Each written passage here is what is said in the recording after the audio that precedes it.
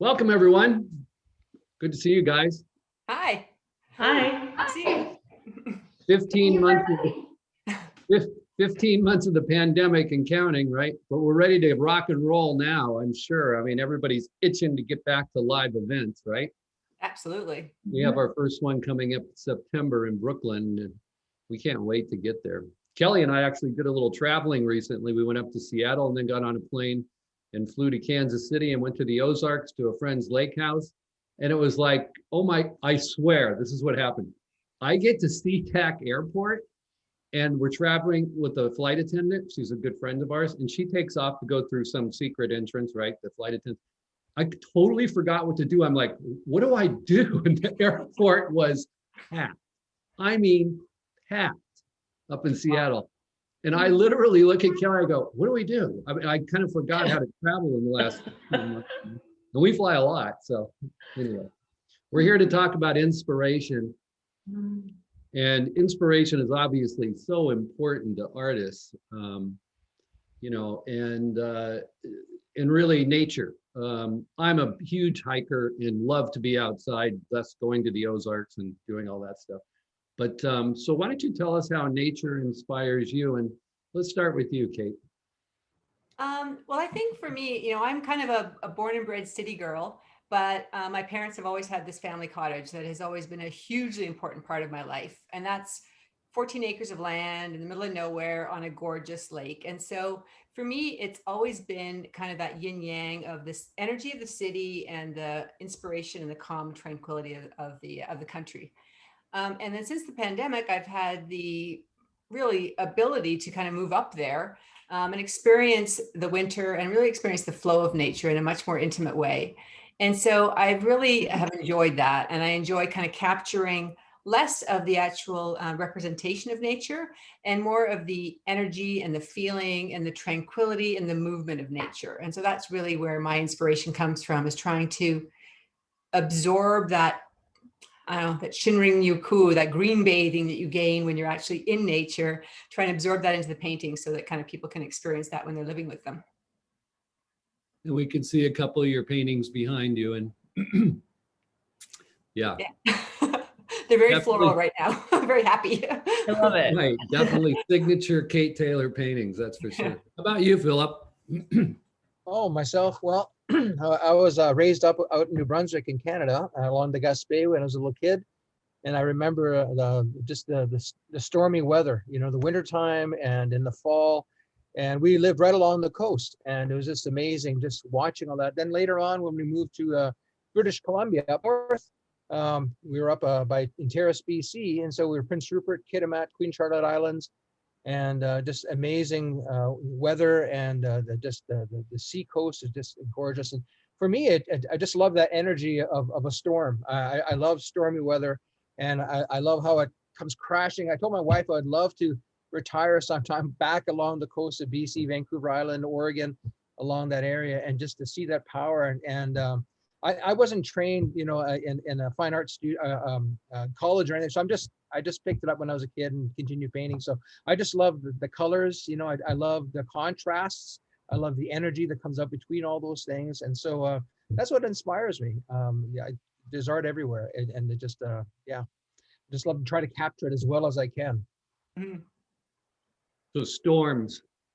Yeah, I love a good storm. My wife will catch me outside one sometimes and just getting soaked in the rain because I just love the. I love that too. As I lived in, I lived right on Lake Huron for a number of years as well. In the storms, you could see them coming across the lake because it's such a huge lake, and just the energy of the storms and that joyful exuberance between kind of the energy of it and the exuberance and excitement of it is just fabulous.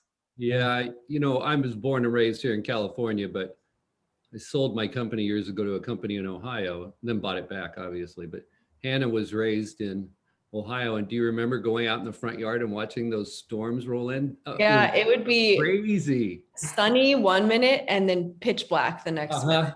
It's exactly. Fun. They don't have that here in California, not like that. How about you, Linnell?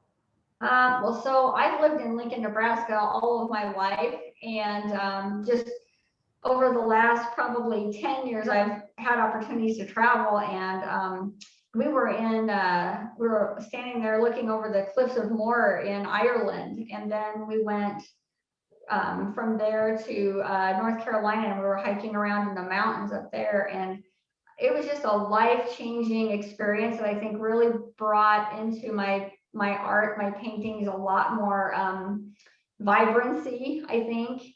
And I love stormy weather. I love painting lightning and clouds and storms, and I'll oftentimes be standing out in the middle of the yard when we have a horrible storm moving in, and my husband's hollering from the front door, "You're gonna be shot with lightning." And I'm like, I'm just standing here looking around getting ideas. But I get ideas from everything, you know, whether you're hiking, and out in the North Carolina was amazing. I could see how people would love to just buy a cabin and move up there and live. The colors on the mountains, and you know, and the sunsets and stuff are just, it's beautiful there. And I do like to try to capture movement, you know, like, well, I had a gal tell me one time that my paintings remind her of still life moving.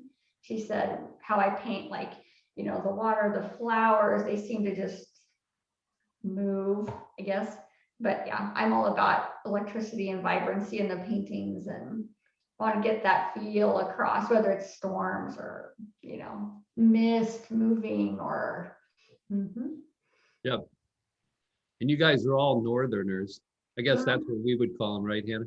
Mhm. Well, in Northerners. Canada, we're Southerners. I'm a Southerner. I'm in Yeah. Toronto. Good. True. All right, Linda, let's switch over to you. Tell us what inspires you in nature. Well, just about everything. Like everybody else, I love storms. I love the big clouds, the big puffy clouds that we get here in Montana.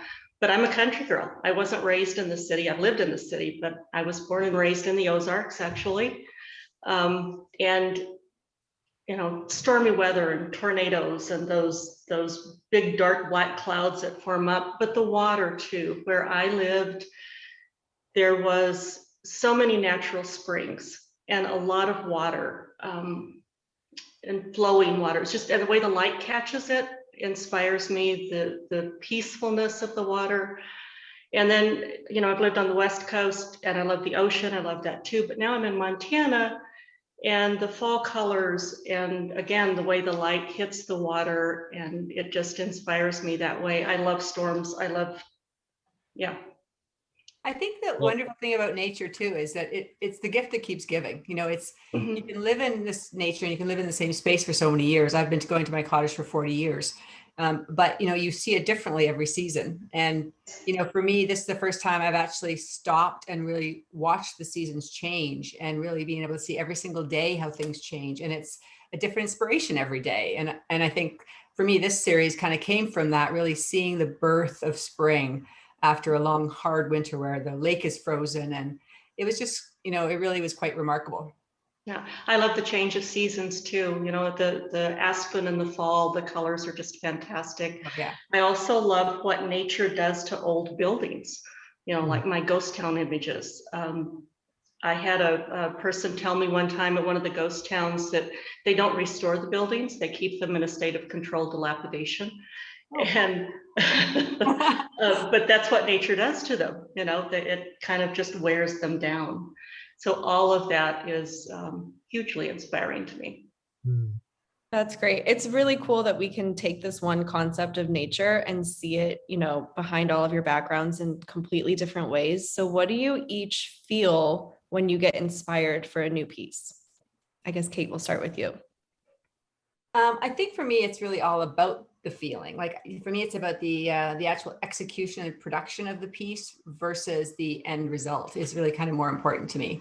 And so I typically will only paint when I'm feeling joyful and I'm feeling in a good positive mood, because that's what I want my paintings to be. And if I'm kind of feeling not so joyful that day, I do find that, you know, going out and, you know, sitting at the end of the dock with my feet in the water, or just listening to the birds, even if I'm in the city. Toronto's a very green city, so there's always a lot of, you know, birds and stuff around. And I find that puts me into the right frame of mind to be able to then translate that onto the canvas and capture, hopefully, kind of that joy of when you feel really deeply joyful when you're in the presence of nature. Yeah. What about you, Philip? Oh, well, there's so many scenes and so many places. I mean, I love seascapes, as I said, and storms and those kinds of things.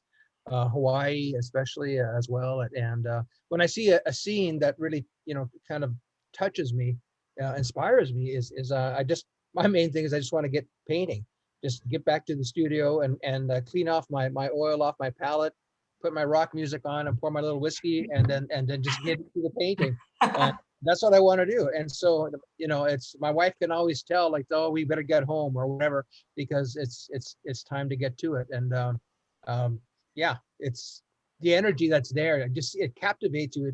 You're enthralled, right? And you've got to, get it. It's interesting. The word thrall is a Viking word. It means slave, and it means to be enslaved, right? So you're enthralled to that image, that inspiration, and you got to get it out, right? And so that's for me. Yeah. Mhm. Perfect. Fun fact. Yeah, little fun fact. And what about you, Linnell? So mine starts as like I wake up a lot at night with ideas, and it almost feels like an urging, I guess, you're just driven to get in here and just start. And you just and it stays that way, that urging. Like, in fact, the other day I was in here, I started painting at 8:30 in the morning, and I totally forgot to come out and have lunch. And the next thing I know, I look down at my clock and it's like 3:30. So I've been in here from 8:30 in the morning until 3:30, and it felt like I was in here for an hour, maybe. And that sense of that urging and that pushing, and it's just really hard to explain. Even if we're taking a trip somewhere and I get that feeling, it's almost awful, because I can't. The best I can do is like sketch it, and but it just doesn't seem to satisfy that feeling until you get back home and you actually start on the project and start painting and brushing it. It just doesn't. That urging just sticks with you and doesn't get any better. It doesn't go away. So. Like, And then when you're done, because then you kind of look at it and that feeling just kind of subsides, and you're like, no, I think it's done. Cathartic. It's like a wave. and what about you, Linda? Well, I don't plan my images. I mean, I tell people I'm not a painter, I push a button. But when I have in when I have in mind to go shoot something, if I have something particular I want to shoot and I go out, I don't often get that, but I will get something else. Because when I'm in my area, in the area that I go, you calm down and you look around and see what is there. It isn't always what you had in mind. But when I get inspired by a image, whether it's as I'm shooting it or after I've processed it, it's almost like a tingle. It's just a little tingle, like, oh, this is good. I like this. And I know I've got something and I have to move forward. And occasionally, or sometimes it'll happen when I'm shooting, I'll see a scene and go, I have to get that. I have to capture that. And then I do, and it works out usually fine. Otherwise, like in my ghost towns, or if I go out just shooting water, I will take photographs of various things. And then when I come back into the studio, initially I'll process them and sometimes go, I really don't have much. And then I'll go back a couple of weeks later and go, oh, I really do have something here. It's a process for me. But when I know I have something that's worthwhile, it's almost a tingle. It's like a aha moment in my head. I don't know any other way to explain it. Very good. Yeah. Well, for those people watching, if you're interested in nature pieces, all four of these artists have work represented on the RAVE site and on our redwoodartgroup.com site, and you can get in touch with them directly and purchase work from them. But thanks, you guys. It's been great. And all I've been reading about is the national parks and how crowded they are, because everybody's tired of COVID and they're all rushing to the national parks. And so your landscapes and paintings and nature paintings should do really well this year. I think they have been. I find through COVID, they really have been doing well, because I think people are craving that connection. to Yeah. nature. And I can't wait to Yeah. get back to live events this September. So thanks for Oh, all For sure. Thank you. I'm excited for too. joining us. Thank you so much. Bye. Thank you. Thank you.